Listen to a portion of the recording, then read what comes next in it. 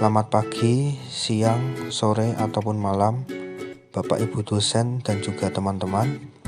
Kami dari kelompok 6 akan mempresentasikan hasil kerja dari kelompok kami. Anggota kelompok kami ada 7 orang. Yang pertama adalah saya sendiri, Daniel Yuda Dharma Kristian dengan NIM 23202189. Yang kedua Desyanti Hud Matua Margaret Daulay dengan NIM 23202192. Yang ketiga Disa Sugianti dengan NIM 23202194. Yang keempat Nisea Christine Setiawan dengan NIM 23202195. Yang kelima ada Manda Amelia dengan NIM 23202199. Yang keenam Nasari Silitonga dengan NIM 23202020. Dan yang terakhir ada Aditya Jaka Julianto dengan NIM 23202002.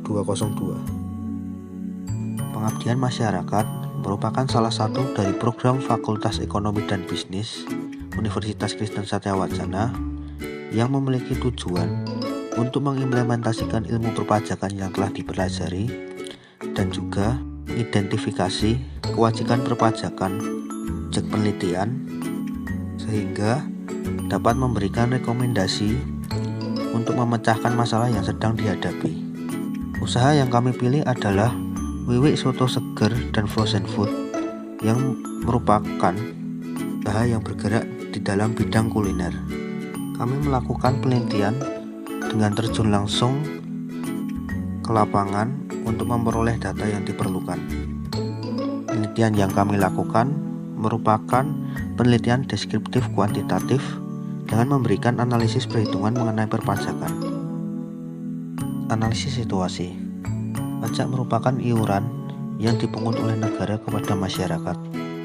Pajak bersifat memaksa kepada setiap wajib pajak. Wajib pajak pada penelitian kami adalah Wiwik Soto Seger dan Frozen Food. Dengan pengabdian masyarakat ini, kami berharap Wiwik Soto Seger dan Frozen Food dapat memahami proses pembayaran pajak, jenis-jenis pajak yang harus dibayarkan kepada negara, dan juga manfaat yang akan diterima jika pajak dibayarkan. Permasalahan mitra. Pencatatan keuangan dan pembukuan pada Wiwik Soto Seger dan Frozen Food belum memiliki prosedur yang baik. Hal ini menyebabkan kesalahan pada saat perhitungan pajak yang harus dibayarkan. Selain itu, ada beberapa kewajiban perpajakan yang belum dibayarkan oleh Wiwik Soto Seger dan Frozen Food. 1.3 Maksud dan tujuan. Pengabdian masyarakat ini memiliki maksud untuk mengaplikasikan pembelajaran yang telah didapat menjadi sebuah tindakan yang nyata. Dengan terjun langsung di tengah masyarakat, mahasiswa bisa melihat situasi yang tengah terjadi secara dekat. Setelah melaksanakan pengabdian, mahasiswa akan menyusun laporan. Laporan yang telah disusun tadi akan diserahkan kepada fakultas guna memenuhi tugas akhir mata kuliah perpajakan. Pengabdian masyarakat ini memiliki tujuan untuk dapat menganalisis permasalahan dan memberikan saran untuk menambah pengetahuan mengenai pajak yang dikenakan pada siklus bisnis Wiwik Soto Seger dan Frozen Food, yaitu dari pembelian, persediaan, sampai dengan penjualan, dan memperoleh pendapatan dari transaksi penjualan. Hal ini diharapkan dapat berguna bagi mitra maupun entitas sejenis yang memiliki permasalahan yang sama. 21. Bentuk kegiatan. Bentuk kegiatan pada pengabdian masyarakat ini yaitu analisis kewajiban pajak pada rumah makan Wiwik Soto Seger dan Frozen Food. Soto Seger ini berlokasi di Jalan Raya Suruh Salatiga, Dusun Plumbon, RT 14 RW 4, Kecamatan Suruh, Kabupaten Semarang. Kegiatan ini akan kami mulai dengan menentukan objek yang akan kami analisis dan kemudian membuat daftar pertanyaan untuk narasumber dan melakukan wawancara dengan narasumber. Wawancara yang akan kami lakukan yaitu secara langsung dengan menanyakan kepada narasumber. Narasumber kami bernama Ibu Wiwik yang merupakan owner sekaligus pendiri dari rumah makan Wiwik Soto Seger dan Frozen Food. Setelah wawancara selesai kami lakukan, akan kami lakukan pembagian tugas untuk melakukan penulisan laporan. 31. Profil Wiwik Soto Seger dan Frozen Food merupakan UMKM yang terletak di Kabupaten Semarang dan bergerak di bidang kuliner. Tidak hanya soto, terdapat bermacam menu yang disediakan seperti sop iga, olahan ayam ikan bebek, sate-satean, aneka kopi, hingga Korean food disediakan di sini. Buick Soto Segar dan Frozen Food menyediakan tempat yang sangat nyaman dengan pemandangan pegunungan indah. Warung soto segar ini cocok untuk tempat berkumpul dengan keluarga, bersantai, nongkrong, dan berdiskusi. Soto segar ini didirikan pada tanggal 29 September 2019 oleh Ibu Wiwi. Latar belakang berdirinya usaha ini karena usaha suami Ibu Wiwi yang bergerak di bidang pengolahan plastik bangkrut. Maka dari itu, Ibu Wiwi ini berinisiatif membuat usaha untuk membantu perekonomian keluarga. Usaha Frozen Food ini tidak berjalan baik dikarenakan pandemi COVID-19. Maka dari itu, Ibu Wiwi mencoba lagi sebuah usaha yaitu warung soto. Setelah warung soto ini berjalan dengan baik, maka banyak varian menu yang disediakan dan soto segar Bu Wiwi sukses menjadi seperti ini. Soto segar ini menggunakan modal pribadi loh, seperti sumber pendanaannya. Terdapat beberapa pengeluaran di soto segar ini, diantaranya biaya operasional seperti listrik, air, layanan kebersihan, pajak usaha, dan penggajian karyawan. Bagian 4.1 Kewajiban perpajakan. Atas usaha warung makan yang telah dijalankan Bu Wiwi telah mencapai keuntungan dalam jumlah tertentu, maka Bu Wiwi wajib membayar beberapa jenis pajak kepada pemerintah. Di antaranya yaitu 1. PPh final.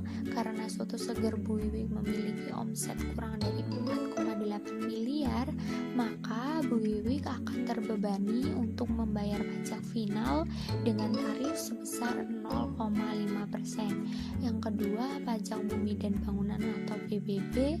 Bu Wiwi akan membayar pajak bumi dan bangunan karena usaha yang dijalankan di rumah pemilik, yang dimana tanah dan bangunan merupakan tanggung jawab dari Bu Wiwi yang telah membeli tanah tersebut dari pemilik sebelumnya.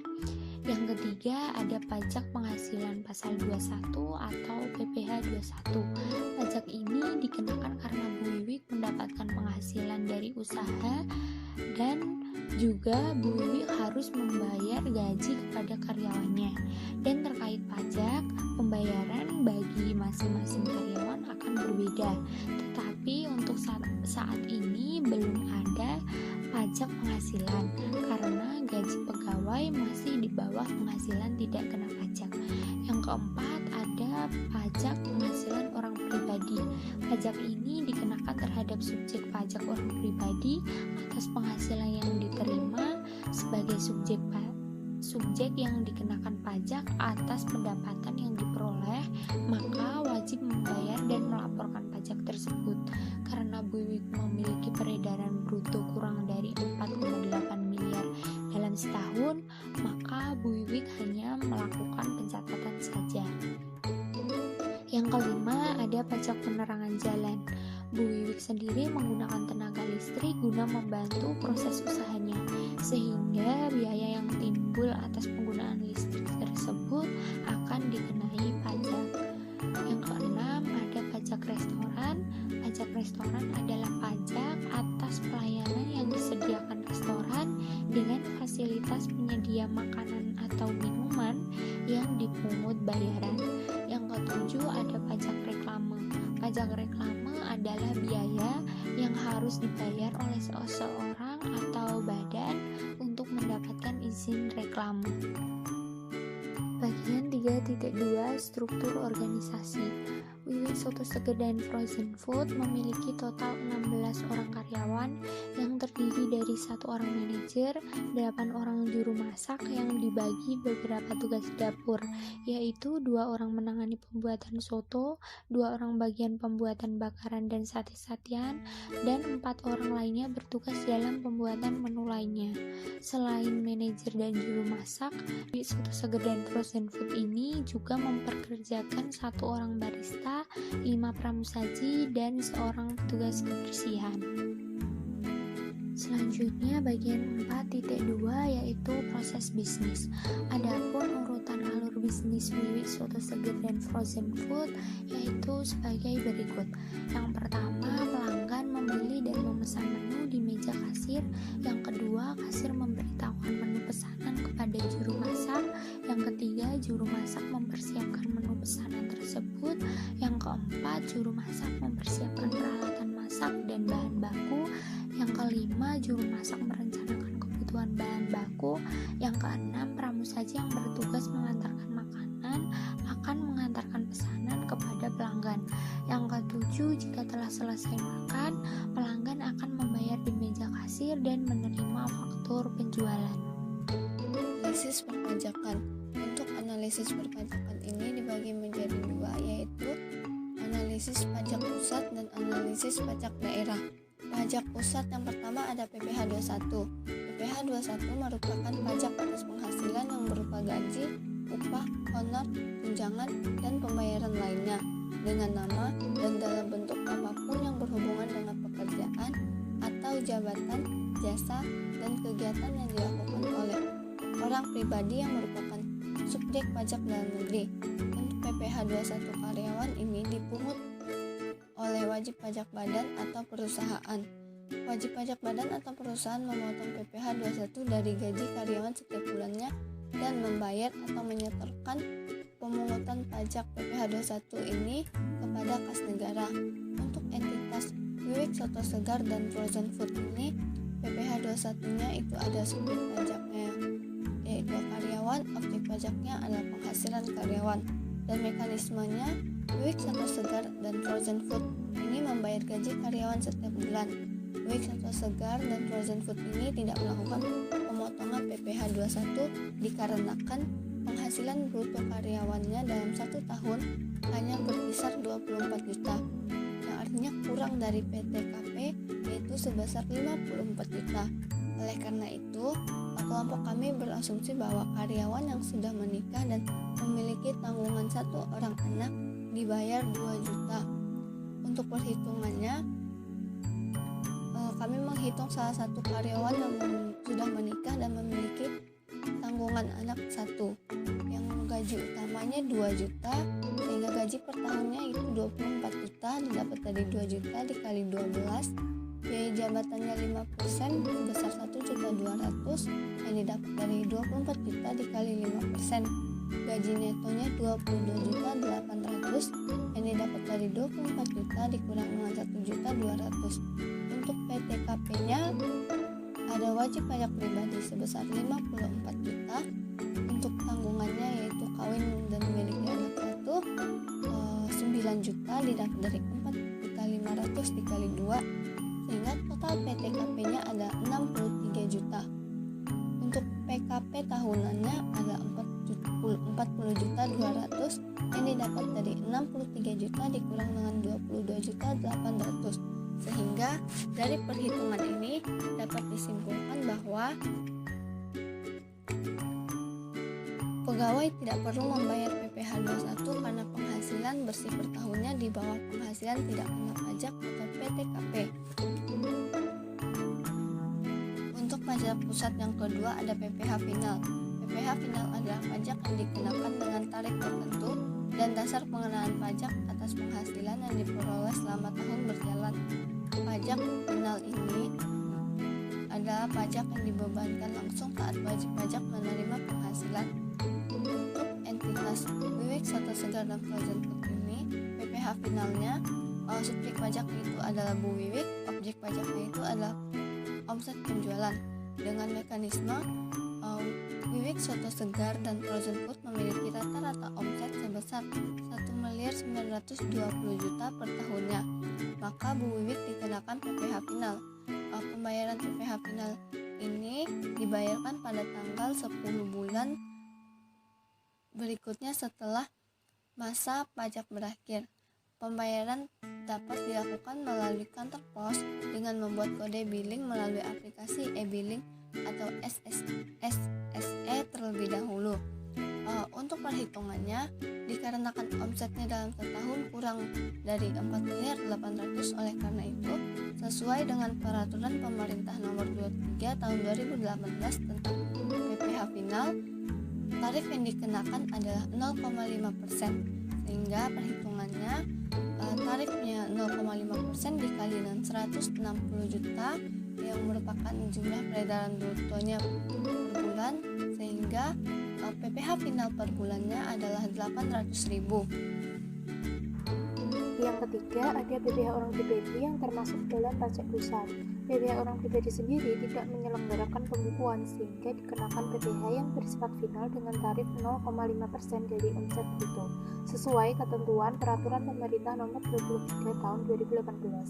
Nah, dalam hal ini subjek pajak adalah Bu Wiwi dan objek pajak adalah penghasilan lepas warung soto. Dikarenakan Wiwi Soto Seger ini memiliki perkiraan omset sebesar 1.920.000.000 dalam setahun, maka dari itu berdasarkan PPh final Peraturan Pemerintah Nomor 23 Tahun 2018, bagi wajib pajak yang memiliki peredaran bruto tidak lebih dari 4,8 miliar dalam setahun, maka wajib pajak hanya menyelenggarakan pencatatan saja dalam saluran pajak, sehingga SPT hanya terlaporkan dan tidak akan timbul kurang bayar. Selanjutnya ada BPP atau pajak bumi dan bangunan yang termasuk dalam pajak daerah. Berdirinya Wiwi Soto Seger dan Frozen Food ini berawal dari dibelinya sebidang tanah dengan luas 750 meter persegi. Kemudian pada tahun 2019 oleh Bu Wiwi dibangun sebuah rumah makan seluas 550 meter persegi. Di sini subjek pajak adalah Bu Wiwi dan objek pajak adalah tanah dan bangunan. Mekanismenya setelah menerima SPPT, Bu Wiwi diharuskan membayar pajak sebelum jatuh tempo. Pembayaran melalui kantor pos dan dapat dilakukan secara online melalui ATM. Nah, apabila Bu Wiwi telah melakukan pembayaran, maka akan menerima surat tanda terima setoran atau STTS sebagai bukti pembayaran. Perhitungan pajaknya dengan tarif 0,15% sebagaimana yang tercantum dalam Perda Kabupaten Semarang Nomor 13 Tahun 2017 Pasal 59E. Dikatakan bahwa NJOP di atas 500 juta sampai dengan 750 juta dikenakan tarif sebesar 0,15%. Perhitungan NJOP bumi yaitu 750 meter persegi dikalikan dengan 180.000 yaitu 135 juta, sedangkan NJOP bangunan 550 meter persegi dikalikan dengan 690.000 yaitu 379.500.000. Jadi total NJOP adalah 514.500.000. Nilai NJOP TKP adalah sebesar 10 juta. Perhitungan NJKP dengan rumus NJOP bumi dan bangunan dikurangi NJOP TKP, yaitu 514.500.000 dikurangi 10 juta, hasilnya 504.500.000. Selanjutnya untuk PBB dengan rumus tarif dikalikan dengan NJKP. Tarif sebesar 0,15% dikalikan dengan NJKP sebesar 504.500.000. Hasilnya 756.750. Jadi Bu Wiwi membayar PBB sebesar 756.750 per tahun. Selanjutnya ada pajak penerangan jalan atau PJJ. Ini termasuk dalam pajak daerah. PJJ sendiri adalah pajak atas penggunaan tenaga listrik baik yang dihasilkan sendiri maupun diperoleh dari sumber lain. Di sini subjek pajak adalah Bu Wiwi dan objek pajak adalah penggunaan tenaga listrik. Mekanismenya berdasarkan Peraturan Daerah Kabupaten Semarang Nomor 12 Tahun 2013 Pasal 46, maka Bu Wiwi dikenakan pajak penerangan jalan dengan tarif 9%. Nah, pemungutan pajak penerangan jalan ini dilakukan oleh PLN dan hasil penerimaan PPJ ini sebagian dialokasikan untuk penyediaan penerangan jalan. Selanjutnya ada perhitungan dengan tarif 9% dan dasar pengenaan pajak sebesar 5 juta. Perhitungan PPJ dengan rumus tarif pajak dikalikan DPP sama dengan 9% dikali 5 juta, hasilnya 450.000. Jadi Bu Wiwi dikenakan pajak penerangan jalan sebesar 450.000 per bulan. Selanjutnya ada pajak restoran. Pajak restoran ini termasuk dalam pajak daerah. Menurut Peraturan Daerah Kabupaten Semarang Nomor 13 Tahun 2017 Pasal 8 yang berbunyi, tidak termasuk objek pajak restoran sebagaimana dimaksud pada ayat 1 adalah pelayanan yang disediakan oleh restoran yang nilai penjualannya tidak lebih dari 10 juta. Maka dari itu, Bu Wiwi dikenakan pajak restoran karena rata-rata nilai penjualan dalam sebulan sebesar 160 juta. Di sini subjek pajak adalah Bu Wiwi dan objek pajak adalah pelayanan yang disediakan. Nah, Wiwi Soto Seger dan Frozen Food ini belum menerapkan pajak restoran. Seharusnya Wiwi Soto Seger dan Frozen Food menerapkan pajak restoran dengan tarif 10% dikarenakan perkiraan omset dalam sebulan sebesar 160 juta. pembayaran dan pelaporan pajak restoran dilakukan di BPKAD Kabupaten Semarang. Perhitungan pajak restoran dengan tarif 10% sebagaimana yang tercantum dalam pasal 37 yang berbunyi tarif pajak restoran ditetapkan sebesar 10%. Perhitungan pajak restoran dengan rumus rata-rata omset per bulan dikalikan dengan tarif, hasilnya 16 juta.